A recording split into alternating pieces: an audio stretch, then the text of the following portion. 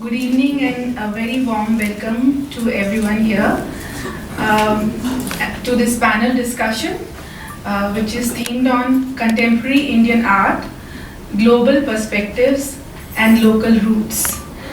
We have organized this discussion in the context of an art exhibition that is titled Urja, the Feminine Light in Indian Art, and this exhibition is being shown at Art Santa Fe in July 2024 and then at the World Health Conference, actually World Health Congress at New York again in July. And as you can imagine, this is Indian art, which is very salt of the earth kind of art, which is traveling all the way to across the shores, and a lot of artists who I work with have had an opportunity of sharing their art with the world, and that is why we have invited some of them to also share their perspectives with us, their experiences, and I'm hoping that it will be a visual delight because a lot of us are also sharing slides, so it will be a good wholesome experience for the beautiful audience who took their time to talk about art, to see some art and to exchange thoughts with all of us. So a very warm welcome to all of you. I'll begin with a brief introduction of all the panelists here. With us is Dr. Sanjeev Kishore Gautam. Dr. Gautam, can you please come and take your place? Yeah. He is the chair of the panel discussion.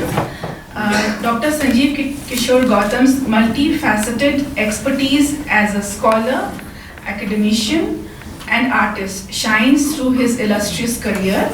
As the DG of the National Gallery of Modern Art in the Government of India, he holds a prominent position in the promotion and preservation of the country's artistic heritage.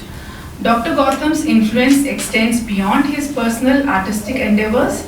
He has been instrumental in advancing modern and contemporary art in India, leaving an indelible mark on its cultural landscape. In addition to his artistic pursuits, Dr. Gautam's involvement in solo exhibitions and group shows, both domestic and international, further showcases his creative prowess. His participation as a jury member at various levels demonstrates his commitment to fostering emerging talent and maintaining artistic standards. Moreover, his contributions to significant committees involved in policy making underscore his role in shaping the direction of the visual arts sector. Dr. Sanjeev Kishore Gautam's diverse accomplishments and contributions stand as a testament to his unwavering dedication to the arts and his profound impact on the artistic community in India and beyond. Welcome, Dr. Gautam. Our next panelist is Dr. Amrendra Khatwa. Dr. Khatwa, please take your place. I think you're all right. Dr. Khatwa is former Secretary, Ministry of External Affairs. He's been a diplomat and ambassador to many countries. He is also the former Director General, Indian Council for Cultural Relations, which is why his place here is very important. He's seen it. He's been at the helm promoting Indian art abroad. And he's also a poet and an author of more than 50 publications. He writes in Urdu and English and Hindi. Hindi too, right? And a very warm welcome to you, Dr. Khatwa.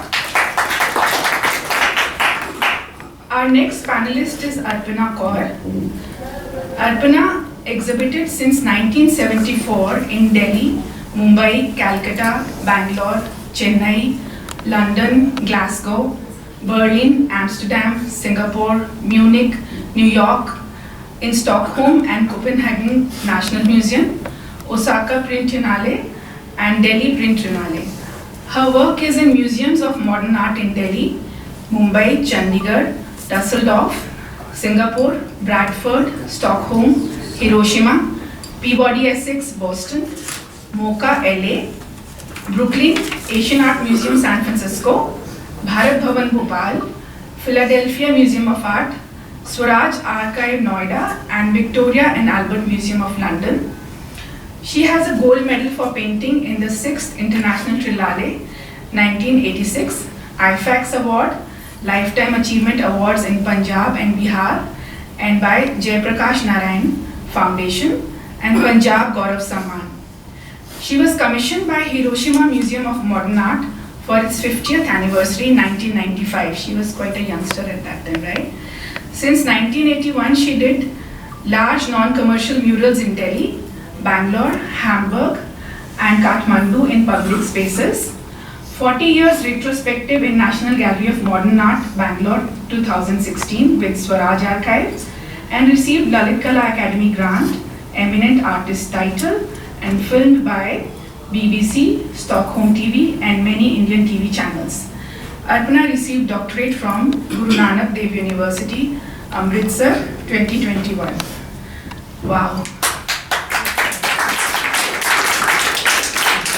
If there's one artist who deserves to be here, Dr. Arpana, please come and take your place. You're welcome.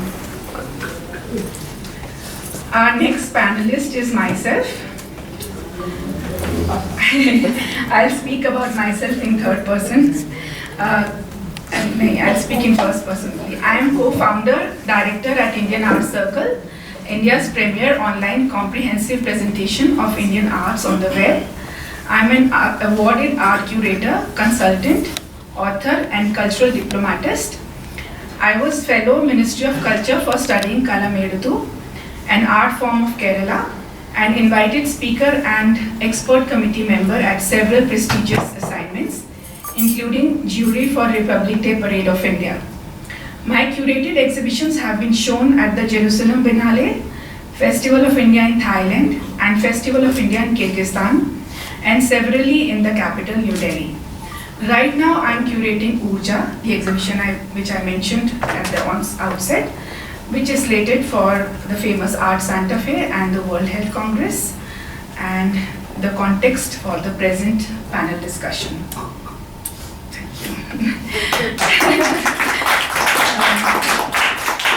Our next panelist is Dr. Neerja Channa Peters. Neerja lives and works in New Delhi, India. A postgraduate physician, she's actually a doctor. She took premature retirement to pursue art full-time. She has had solo shows in Art Beach Gallery and Terwilliger Plaza, Portland, USA. She is winner of the third prize in first International Biennale by International Association of Visual, Performing and Other Arts, Lithuania, 2021. Her works have been awarded and selected in biennales and exhibitions at international level. She has developed her unique visual language in abstract geometry. Neerja is winner ISC Art Fair Grant 2024. And our last panelist, Neerja, most welcome. Please take your place.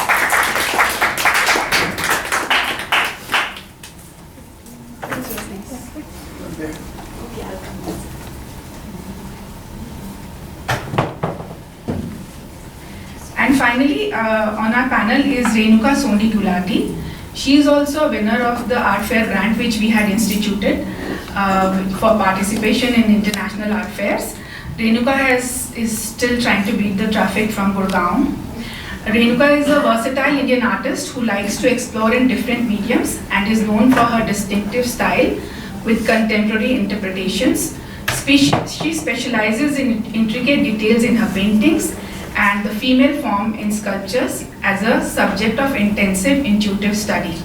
She's worked on the Living Ark, woven on biblical story of Noah's Ark, a National Senior Fellow from Ministry of Culture, and in 2012 and 14, she's recipient of several other awards, and she has showcased her works in prestigious galleries like Kalakriti, Artique, Creativity, Art and Beyond, Gallery Veda, Curators Art, and Agora Gallery, New York. Right? So a very warm welcome to all of you, the audience, and a very warm welcome to all the panelists. And with this, we'll give the chair to Dr. Gautam to start the panel discussion. And the first panelist is also himself. So we start with his slides. First, welcome to you all, beautiful audience here. It is a wonderful evening with us, and thank you so much Madam Gargi to invite me as a panelist. Actually, I'm not suitable person for the chair here because so many senior people, on this evening with me, and I'm, I think, more younger compared than Madam Kaur and sitting with the sir. But yes, this is a responsibility, and I accept this responsibility as the academician and the practicing artist from the last 30 years in India. I have little bit experience from the different university like Silpago University, Thailand. Then after that I joined Agra University. I worked as a director sometime. And then after I joined BHU again. I'm not really from this actually, but 2016 I'm joined as a faculty member in BHU. After spent 10 years, I again joined Lucknow University as a professor, dean of faculty and head of department. I spent 7 years actually in Lucknow University.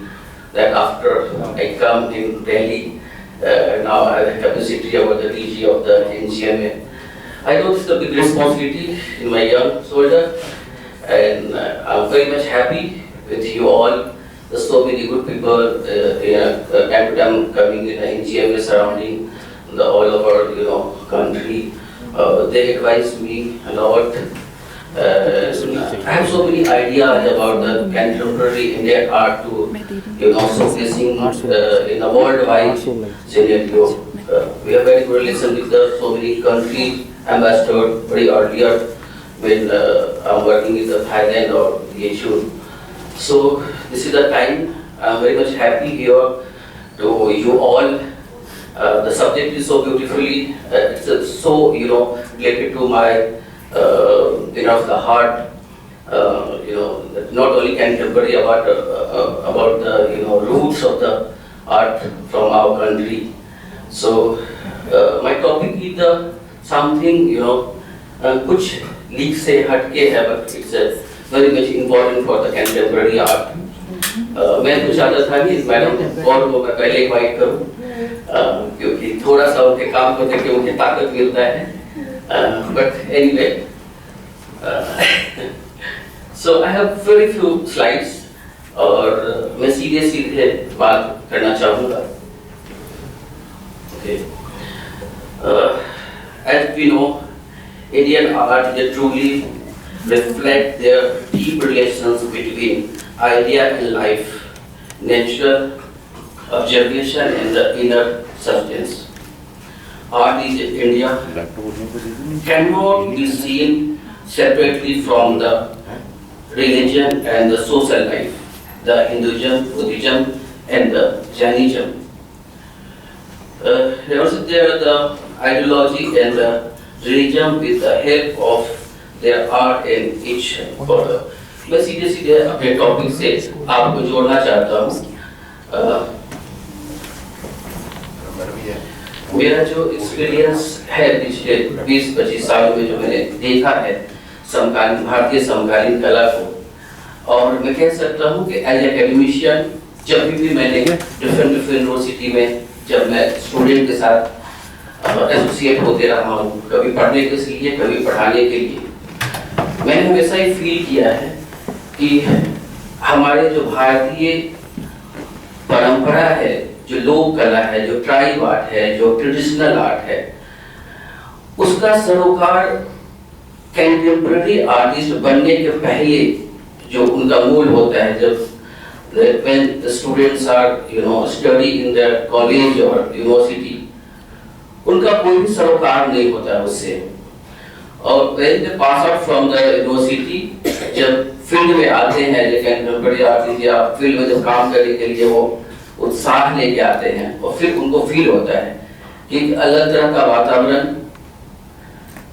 Ground पे है. I'm very sorry to say, being an academician, I'm very much worried about from my beginning period when I joined, in Agra University or after BHU or somewhere. हमेशा से मुझे लगा कि जो हमारे भारत की लोक कलाएं हैं, जो ट्रेडिशनल आर्ट है, जो पारंपरिक कलाएं और ट्राइब आर्ट स्पेशली, बहुत से important artists इंडिया में हम सब जानते हैं, they are very much connected with the root of the our country. Hazaribagh का ट्राई हो सकता है या फिर बंगाल का आर्ट हो सकता है, like ये आपने गाया है, तेज Subramaniam, like Jyoti Bhatt, like Madhavi Parekh, so many artists are very much influenced by the Indian folk and tribe art. They are using form, line, color, motifs, the elements of the जो उनके सराउंडिंग में वो जीते हैं, करते हैं, जीवन से जुड़ा हुआ जो एलिमेंट्स है वो इस्तेमाल करते हैं। लेकिन आर्ट्स कॉलेज में उसका अल्फाबेट का अगर ए मैं बोलूं या अल्फाबेट का जेड बोलूं, ए टू जेड के बीच में कुछ भी ऐसा सिलेबस में नहीं है। मैं हमेशा से फील करता था कि उस प्रकार से दो अलग धाराएं जो विजुअल आर्ट्स में आज प्रस्फुटित हो गई हैं, एक एकेडमिशियन और एक प्रैक्टिसिंग आर्टिस्ट, दोनों के बीच का सामंजस्य स्थापित करना अति महत्वपूर्ण है। मेरा मानना है कि दो धाराएं दोनों एक दूसरे के लिए रिस्पॉन्सिबल हैं। जब तक एकेडमी के तौर पे स्टूडेंट्स और एकेडमिशियन फील्ड के ग्राउंड को नहीं समझेंगे, तब तक आने वाले जो रिलेशन है फील्ड का या जो अपकमिंग जो आर्टिस्ट आने वाले हैं उनको फील्ड की रियलिटी नहीं पता चलेगा। मैं बहुत थोड़े से मैंने स्लाइड्स यहाँ रखा है। फॉर एग्जांपल हमारे देश के प्रतिष्ठित कलाकार ज्योति भट्ट लाइट्स ऑफ कर दीजिए को अगर आप उनके विकिपीडिया में जाएंगे तो आपको पहला स्लाइड ये दिखेगा जो आपके स्क्रीन पे दिखाई दे रहा है। He is very much inspired from the folk and tribe art. Rajasthan का एक ये चित्र है आपके सामने जो ज्योति भट्ट के काम से बहुत इंस्पायर्ड लगता है। इस काम से ज्योति भट्ट बहुत इंस्पायर्ड दिखते हैं। उनके प्रिंट्स में देखो, आप उनके पेंटिंग में देखो या व्हाटएवर उनके और बहुत सारे जो डिजाइन ओरिएंटेड उन्होंने ड्राइंग किए हैं उसमें बहुत सारे कामों से इंस्पायर्ड दिखता है। The other Jyoti Bhatt work, इसमें पेंटिंग्स मोस्टली हमने दिए हैं, सेरिग्राफी भी है और पेंटिंग भी है। सेरिग्राफी में टेक्निकल पॉइंट ऑफ व्यू को अगर छोड़ दें तो जो उनका डिजाइन ओरिएंटेड जो है, जो टेक्सटाइल और जो फॉर्म है, they are very much related to folk or with culture. I'll speak on contemporary Indian art, global perspective and local roots. Post-COVID period has done two things. Export of performing arts, visual arts has gone down terribly. If you understand the art paper and colors, India exports more than the visual arts. $230 million worth of products, materials we export. Our art exports last year, other than individual efforts, was 98 million only. Second, we do not talk anymore about modernism or traditional art. Art is our tradition. India has diversity. Now time has come, we have to reach the global market. We have 24 million diaspora.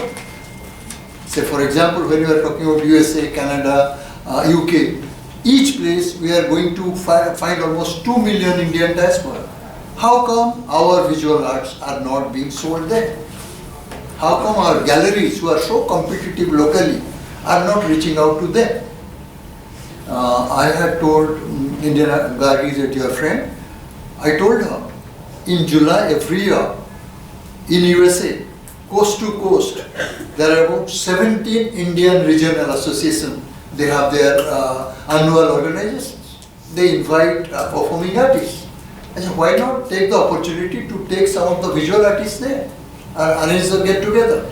She has succeeded probably with the physicians, doctors. Say for example, API is one of the richest Indian diaspora organization with a corpus of $2 billion. And they have offices all over America. Why not use portion of their goodwill to promote visual arts. And then when we are talking about local roots, like now lots of universities, say you talk about Berkeley, you talk about small universities. Indian studies departments have been set up. Why not link it up with Indian visual arts? Last point I'm making, our bureaucracy and ministry, which are administering promotion of culture and arts outside, they are not doing enough. Or they are not following up enough. I'm not talking about NGMA, I'm not talking about ICCR, I'm talking about all organizations. We must have a global perspective. The poor visual artist who is creating something day in, day out does not have economic value or significance to the art piece he or she is creating. That's why we need MISET, we need the combination of artists together to go to Santa Fe. Santa Fe is one of the world's largest and most popular art show. I think for the first time, like, she is taking Indian artists there. And every year we must go there. Like, for example, China, 265 Chinese artists participated in Santa Fe. The smaller countries like Kenya, 32 artists were there. Therefore, time has come. 3-4 things we have to do. Consciously, we must preach and educate each visual artist that there is a vision to go outside. Our contemporary art has a market there, and how to promote that market, and how to coordinate with the promoters and galleries. Thank you. Esteemed co-panelists and respected friends in the audience, good evening.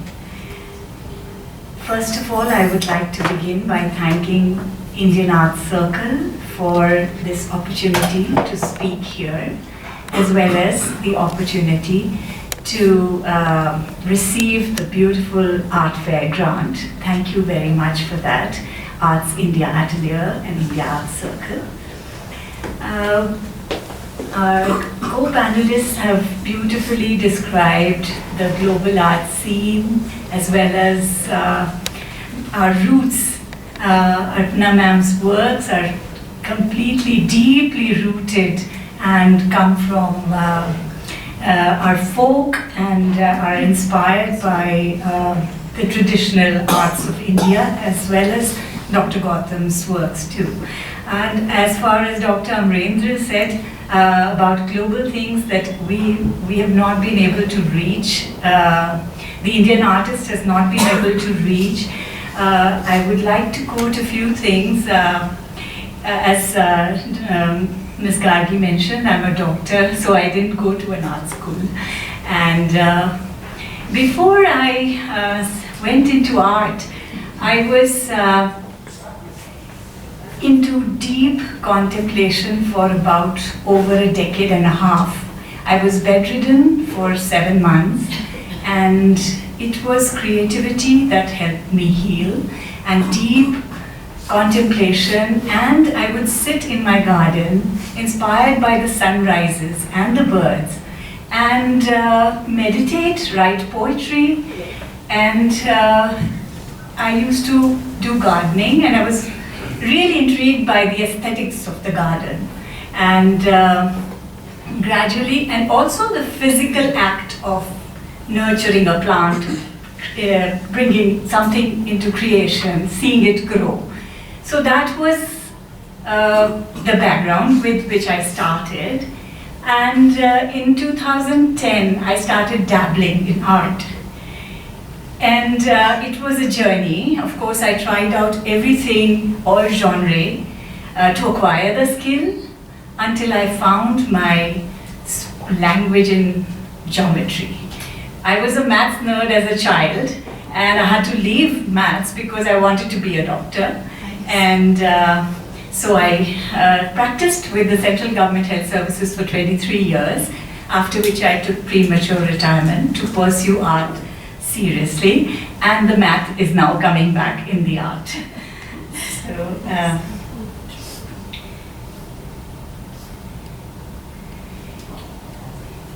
I would, as far as the global perspective is concerned, I would like to share two beautiful experiences of mine. I have had 2 solo exhibitions in America, and I was lucky that the gallery sponsored the solos. They found me on social media and approached me, and there was a book that they published on my work, and they related the Brihad Upanishad with the works. So where I was playing with line, color, form, geometry, and enjoying the deep meditative focus that are involved in perfecting the outlines, choosing what color next, playing with light wherever I could on the canvas, trying to sort of bring in the sunrise or the sun, whom I equate with the creator, into the painting as as a means to connect to my own inner light.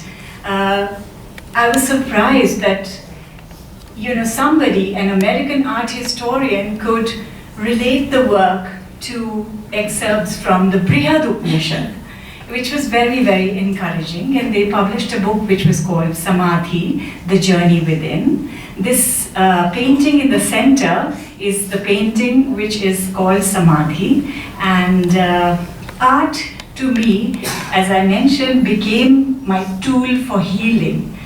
For 10, 15 years, I never thought that it will become a profession or something that I would pursue so seriously.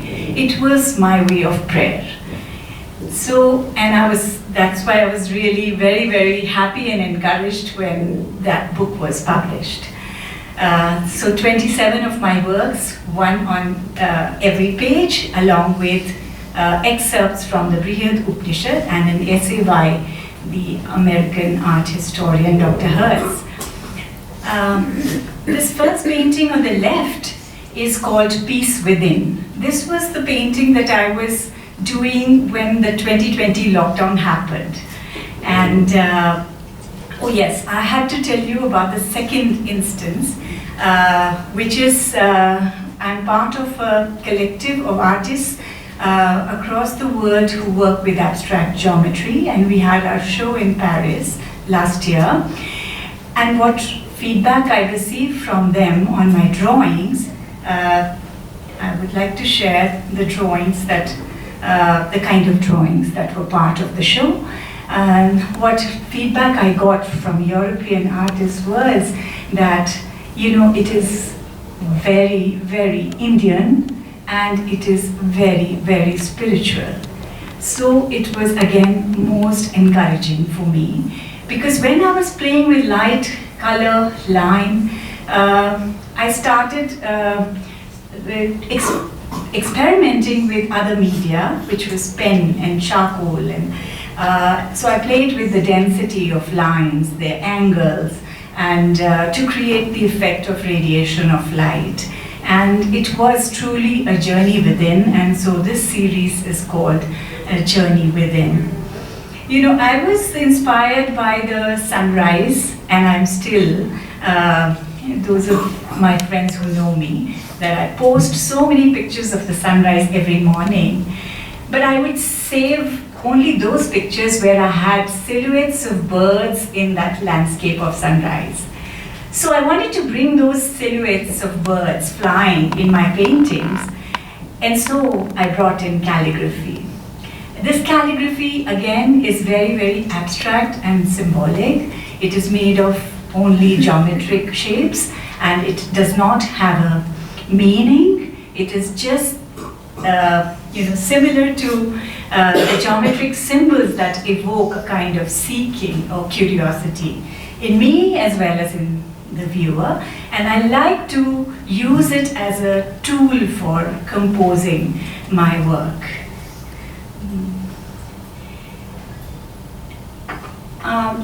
For the past couple of years, I was working on projects on book art. And this was one of the book art projects that I worked on. This is a set of 12 manuscripts, which I called Memory Script, and memories of my own art practice. These are collaged portions of the first watercolor flower that I had done, or some cubist work that I had done, just to acquire the skill of painting, some blocks that I had used, and ultimately going into flat geometry, and later on the color palette reduced to minimal and monochrome, and with certain central highlights, and also the calligraphy came in. So this memory script is going to be exhibited in it was exhibited in two shows of book art in Guwahati and in Gurgaon. And the second book show was a part of India Design by Appa Rao Galleries, where everything was off paper, on paper. And so I worked on this book, which again is called The Decoding of Self. And it was again that, this geometry, this focus, this contemplation helped me find my inner code, inner self related to my own consciousness, and this is how I could relate or find my way into connecting with spirituality or divinity, whatever we may call it. And the other work there it has an interesting history which I would like to mention. I have been painting abstract, colors, sections, and always I was told by my husband that why don't you use masking tape? It's so easy to make those sections if you use that. And for the first about 20 works, I was doing it freehand, and then once he said, I thought I'll try it. And of course, it was fun and easy, but it lost that joy of meditation. So I make sure that whenever I have the time, I do it freehand, but I do use tape off and on. So, and I started saving all the tape, masking tape that I was using, and rolling it onto cardboard rolls, toilet paper rolls, kitchen roll cardboards. And so this work here is part of the Akshara series. Akshara in Brihad Upanishad is the unperishable, unseen, out of which our consciousness is woven, warp and wove. And so that consciousness, which is an unbroken stream that flows irrespective of our physical boundaries, it remains the same always, and it maintains its essence even if the form changes. So the form of abstraction changed from flat geometry to these rolls, but the essence remained the same. So I called it Akshara series. And that's about all. Thank you very much. One esteemed guest and Kargiji from India Art Circle. I'm so happy to be one of the artists who's getting the grant to go to Santa Fe Art Fair. It is my proud privilege to be here today. So I've listened to all the people, and the very nice tips sir has given, Gautam sir has given, and to be with your roots, connected to your roots. It's really nice to hear everyone. And my journey of art started with a leaf, with nature. I have been always connected to nature. I started with painting, doing contemporary art from the year 2005. And my first show was Elements in Space, which was just on a leaf series I worked on. The whole show was just on a single leaf, which I did in different ways. So my journey started from there, and then coming to now what I'm doing is I'm working on a log of wood. So I've just taken a log of wood as the main element, and woman form is also my protagonist in my show, in my works, where I try to put like Noah's Ark story. I've tried to put different elements of nature on a log of wood, as you can see. You can press down button. Yeah. Yeah. So this actually painting reflects my different journey. Wherever I go, I pick up different elements of nature and they reflect in my paintings. And mostly in my paintings you can see different kind of animals and human beings are like spectators. What we are doing is we are making concrete jungle all over, and we just are like spectators, and most of the works are like that, which are showing like that. There's a log of wood and there are different natural elements in that. So I've been trying to work on this. Then this show is about Urja, which brings the essence of energy and transformative power that art possesses, whether it is in its creation, reception, or impact on viewers and society. So I prefer to work on natural elements, including human forms inspired by nature, and I've experimented with different textures and colors, attempted to capture the workings of feminine power through women protagonists in my artworks. So I've been also trying in sculpture. I have done different sizes of sculptures. Mostly I work in bronze and fiberglass I worked. And I've also done different installations in many metro stations of New Delhi. There are 8-9 metro stations which have my permanent installations, which is like 100 feet, 40 feet and 20 feet sizes. You can see it in Nehru Enclave, Kalkaji, Oakland SIC, ITO, so like that.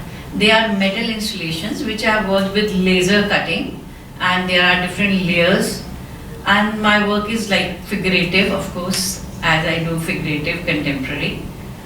And I also have done many public art where I've done bronze sculptures also and different places. And I have had shows in US twice. I had a solo show which was through some gallery over there, and Agora Art Gallery also did. During the art competition I won in Agora Art Gallery, which displayed my work for 1 year as a digital art over there. So that has been my journey till now, and it's really lovely coming here. Thank you so much. Thank you everyone. It's a pleasure and honor to be here and to be addressing such a beautiful audience. A lot of people among us are artists, and a lot of them are people who love art. And this morning only a friend said, "Gargi, what will I do there? I don't understand art." And you know, her house is full of art. So I told her, you just come there because you know you understand art. It's just that, you know, over the years we've built this perception that art is something which has to be understood. If you have noticed, if you have ever visited an art exhibition with a small child, you will be surprised how easily they say that, "I like this one." And you know, they are not perturbed by, you know, sometimes we are perturbed by, let's say, elements of politics in somebody's creation. Sometimes we are perturbed by too much abstraction which doesn't seem to make sense. And sometimes there's nudity, there are elements which you feel disturbed about. But a child, a small child, I used to go with my 2 young boys to art exhibitions, and they would be so quick to say, "I like this one." And that is what we have to, you know, develop as, you know, is something which we need to cultivate. And that is why your presence here is so important. You are giving yourself a chance to enjoy art, to understand your relationship with it. And I'm so grateful to Dr. Sanjeev Gautam for chairing this panel discussion for us. He shared some beautiful insights of how some of our most famous artists have clearly and so honorably inculcated elements of our local roots into their art, which they share with the entire world, himself included. and also a proud honor to have Arpana ji also among us, and Dr. Khatwa, who shared insights about how we need to also push art in a more structured way with the help of our Indian organizations. I also feel, Dr. Sanjeev, that we should somehow also include appreciation of art or just exposure to art to our young children. They are the people who will be, the promoters of art as we grow, as we go forward. And I'll share my slides now. This is a slide where I just picked up some of the more famous Indian traditional art forms. On the left, we see a Kalighat painting, which are painted. If I may just take a moment to tell you about these. Kalighat paintings are made by painters who sit outside the Kalibari Mandir in Kolkata, and they are known to be irreverential, and they are known to also portray our gods and goddesses in a very direct, frank, and free manner. And then on the right is a Pahari miniature painting. These were developed in the courts of kings, and therefore you will see a classicity there. There is a gentleness, a beauty, a classicity. And then on the right of that is a Madhubani painting. I believe I should have made the effort of showing all this before all these esteemed people spoke about the influence of such art forms in their own work. Madhubani paintings, and then on the below the Madhubani painting is a Pattachitra one, and then on the left is a Gond painting, Gond tribal art, and then again on the bottom left is a Warli tribal. Most of these works are done on the walls. They were traditionally done on the walls of people, and Dr. Gautam, as you said, that it is a very emotive process, a process in which the self ceases to exist. They become one with the art, and they're singing and they're painting. And one thing I would like to share here, or draw your attention to, is how one of the very predominating aspects that is the focus of almost all Indian traditional art forms is orientation towards the divine, right? It's an orientation towards your inner self, towards God or whoever, as we see that. Now, this slide is of the ceiling of Gurdwara Malji Sahib in Nankana Sahib in Pakistan. And just see the beautiful fresco artwork on the ceiling. Some people objected about installation of a huge chandelier. There was just appreciate the beautiful fresco work on the ceiling. And this is the stunning geometry of Islamic art, an example of it. This is mosaic decorations made of tiles inside the famous Sheikh Lutfullah Mosque in Iran. Just see the immense creation that has come into this. And this is the Hagia Sophia, the cathedral which is in Turkey. It's a beautiful, just imagine this is the ceiling of a huge cathedral, and these mosaics, they are like made from thousands of pieces of glass and stone set into gold background. And see all the scenes from the Bible and lives of saints, and just imagine what passion, what love has gone into creating this on the ceiling of a high cathedral, right? And I'm going to show some examples from my own travels. On the left is a picture from Florence, the Uffizi. It's the most famous place for Renaissance art. And on the right are, if you see, it's from the Vatican City and the gloriously painted frescoes on the arched ceiling. This is again from my own travels. This is a cathedral in Amalfi where we attended a wedding, and I'd like to draw your attention towards the beautifully painted arched ceiling above the altar, and the amazing architecture with balconies and beautifully painted pillars.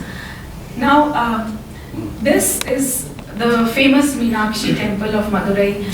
Just imagine, ladies and gentlemen, these gorgeously painted, beautiful forms, row upon row of these, stretching up to 45 to 50 meters in height, and 14 such gopurams, right?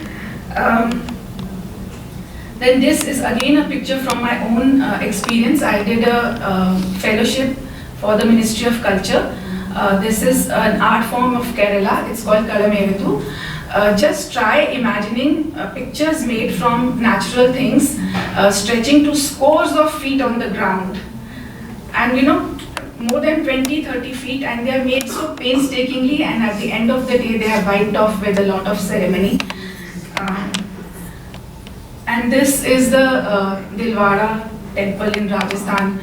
So what I'd like to bring out here is, traditionally art has been a medium of transfixing the gaze of the viewer. It has been a moment where you are expected to just be so visually transfixed that for a moment you just let yourself disconnect from the mundanity and the impermanence and the fragility of our own existence as we see it. Just disconnect with the mundanity and connect with something more precious, something more true, which is your own inner self, which is the divine. And that is what is believe me, this has been the local roots for contemporary art all over the world. Now, more and more you will notice that the contemporary artists are going farther and farther away from this purpose in art. That each work of art is a creation which is infused with me, right? And me as a limited understanding of who I am. And then as they grow, if you notice some of the artists who have, reached those dizzying heights of appreciation, and they are the artists who sustain that emotion, not just elements, but the emotion which is behind art. That is the very important thing. This is, on the left is, top left is a picture from a festival of India which I curated for Kyrgyzstan. And then on the right is again an exhibition I took to Thailand, that was also part of a festival of India. And then on the bottom right, if you see, is a picture from the Jerusalem Biennale, where you see also the chairperson of Lalit Kala Academy, Mr. Uttam Pacharne. And on the front, there's this lady who's posing. She's a Israeli lady. Her name is Morni Gertner, and she performed a beautiful Kathak dance performance, which was themed on Lord Ram, right? So in my experiences, this is a picture which I would like to end my slideshow with. In my experience, I've noticed that artists who will always appeal to you, whose work will always stand out, are those who are very connected to their local roots. That contemporaneity which is stemming from their own local roots, a groundedness, is what makes their art so special. And in this picture you see a painting of Arpana Kaur on the backdrop. This is Buddha, and that swirl of black is a representation of the Jatak Katha, if you know our stories of Lord Buddha's previous incarnations. So she's done that, and the lady in the foreground in the red coat, she was just a Russian lady who happened to come to the exhibition at the National Museum in Bishkek in Kyrgyzstan. And she said, I can feel a certain aura around the painting, and she made us raise our hands above our head, and she made us sense the aura. And then, by the day 2, she had set up a booth with a standee there, and she would make a lot of people experience that aura.